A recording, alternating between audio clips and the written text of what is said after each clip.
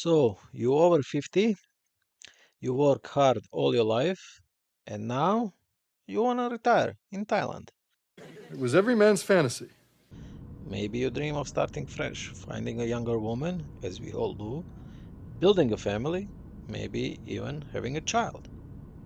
While I'm talking, you'll see my own footage from Thailand in the background, so you have something interesting to look at.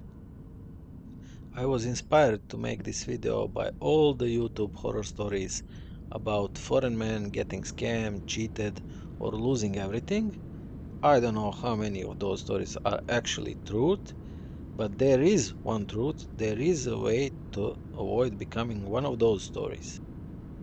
Quick note before we begin, I'm not a lawyer.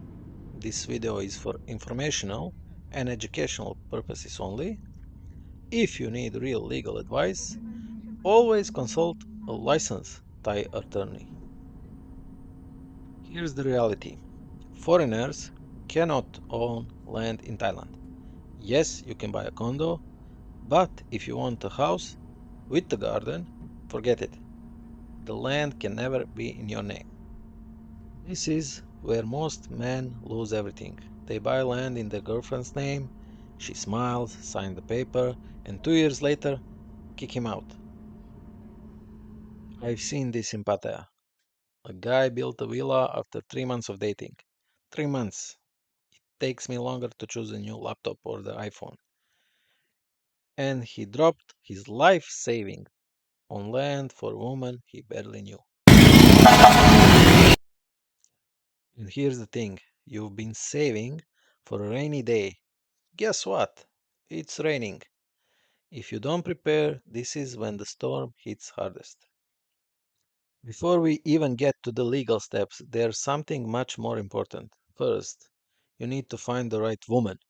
And let me be crystal clear, never a bar girl. Date her at least 3 to 6 months before making any big decisions. Take your time. And here's something most men completely overlook. Take her to a professional translator. Because let's be honest, most Thai women don't speak fluent English. Sit down together and explain your entire plan in detail. That way, there are no misunderstandings. Now, if she reacts offended, act dramatic, and say, "You don't trust me, you don't love me," usual bullshit, you just walk away. I guarantee you, she's only interested in your money. She's a scammer.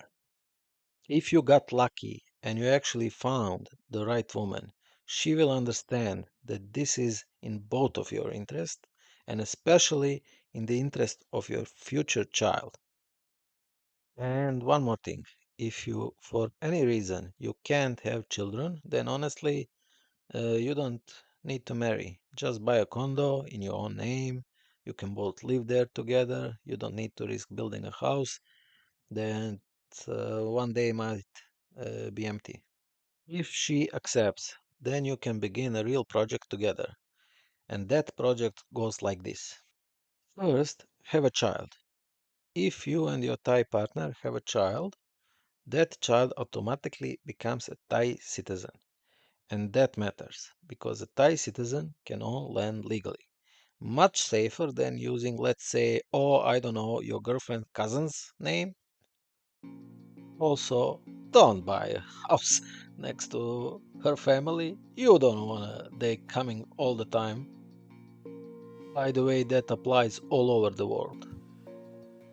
Second step, marriage. Now, marriage doesn't give you land rights. Sorry, guys, there's no magic wife visa for owning the land. But it does help with visa and it gives your family the structure. Third, land in the child's name with court approval. When you find the land that you like, buy it in your child's name and have a Thai court approve it. The court must confirm that the purchase is in the best interest of the child. That's the only time you really need the court in the whole process. There's an old saying, if you want justice, go to the whorehouse. If you want to get screwed, go to the court. I'm not saying every Thai court is unfair, but let's be honest, courtrooms anywhere in the world are expensive, messy, and rarely a fairy tale for foreigners.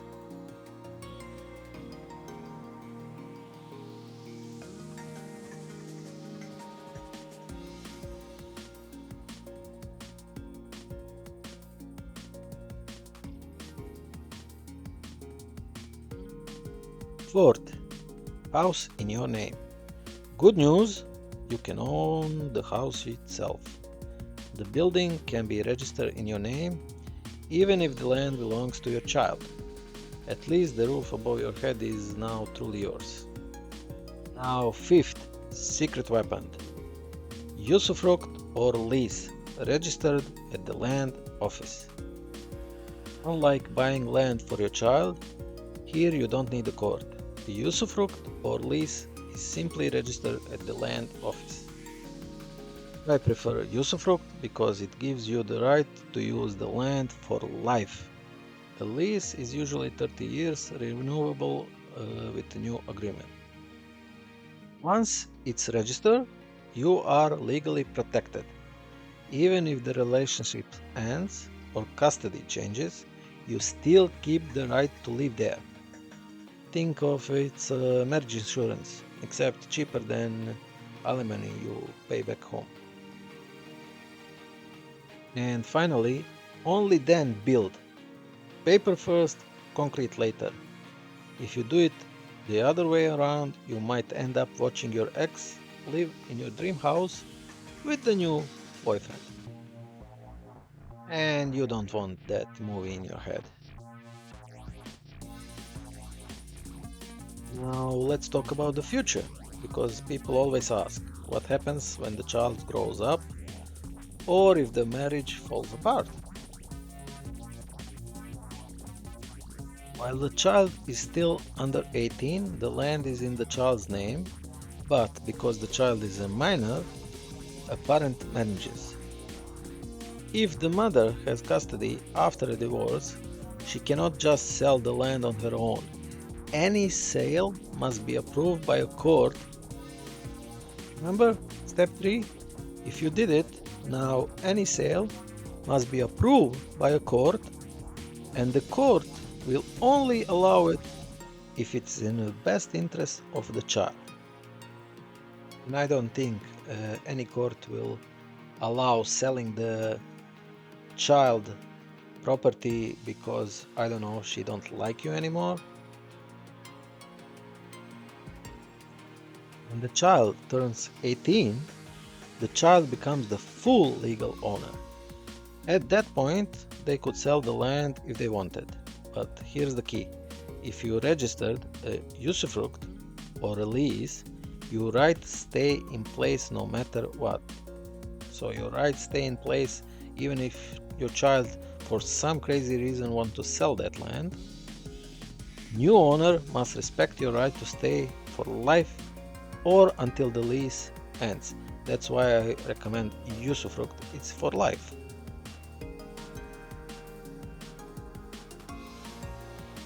Later, your child will naturally inherit it, which means in reality your child will end up owning both the land and the house. So why would they sell the land while you're alive if the house is already in the family? This is why a proper plan keeps you safe and at the same time guarantees your child an inheritance.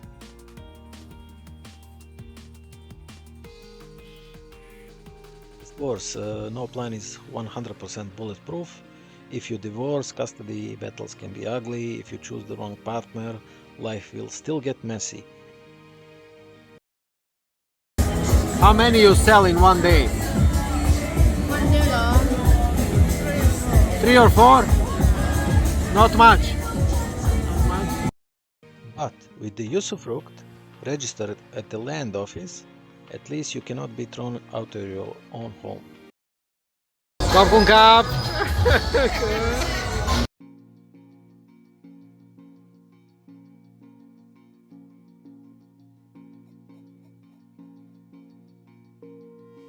That's the difference between being prepared and being just another foreigner who thought love would protect him.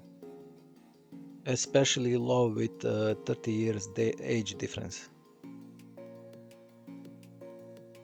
So here's the formula once again: child, marriage, land on the child with court approval, usufruct or lease, register at the land office, and then house. Finally, you can build a house.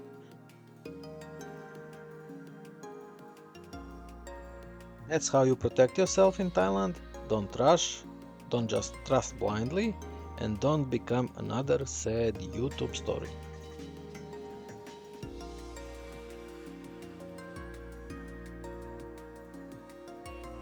Now tell me, would you risk putting land in your girlfriend's name? Yes or no? Drop your opinion in the comments. I read them all, but please be respectful because I don't want trolls and YouTube will automatically block disrespectful comments, and I'm for sure not gonna let people bashing other people on my channel.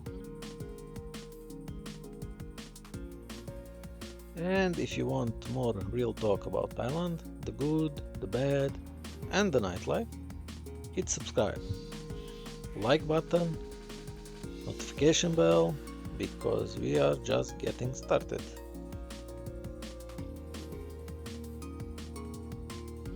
And one last thing, in just 2 weeks I'll be back in Thailand myself.